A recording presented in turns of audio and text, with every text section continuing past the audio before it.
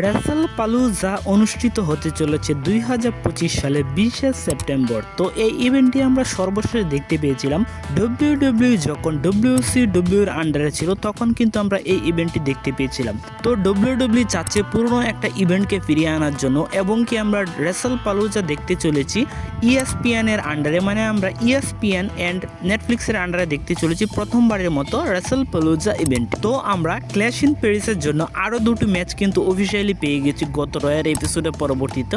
তো একটা ম্যাচ কিন্তু আমরা পেয়ে গেছি রোমান রিংস ভার্সেস ব্রিক বনসেডের মধ্যে একটি সিঙ্গেল ম্যাচ। তো আমরা অনেকেই ভেবেছিলাম রোমান রিংসের একটি ম্যাচ হতে চলেছে ক্ল্যাশ ইন প্যারিসে, তো তা সম্পন্ন হয়ে গিয়েছে। মানে আমরা অফিসিয়ালি ভাবে জানতে পেরেছি যে রোমান রিংস ভার্সেস ব্রিক বনসেডের মধ্যে আমরা একটি সিঙ্গেল ম্যাচ দেখতে চলেছি। এছাড়া আরও একটি ম্যাচ কিন্তু অফিসিয়ালি হয়ে গিয়েছে রুসেভ অ্যান্ড শেমিসের মধ্যে। তো আমরা রুসেভ অ্যান্ড শেমিসের মধ্যে অলরেডি 3টি ম্যাচ দেখতে পেয়েছি রয়ার এপিসোডগুলোতে।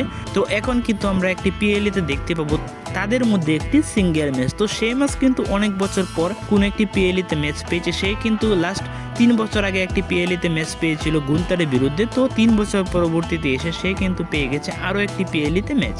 এছাড়া আমরা গত রয়ার এপিসোডে একটি গুড নিউজ এবং একটি ব্যাড নিউজ কিন্তু পেয়ে গিয়েছে নেওমির কাছ থেকে।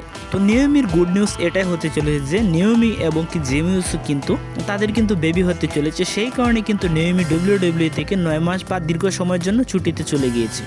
এবং কি ব্যাড নিউজটা হতে চলেছে যে নেওমির কাছে যে অল টাইটেলটি ছিল, সেই টাইটেলটি কিন্তু রেলিং পুশের মাধ্যমে নেওমি ছেড়ে দিয়েছে WWE-তে।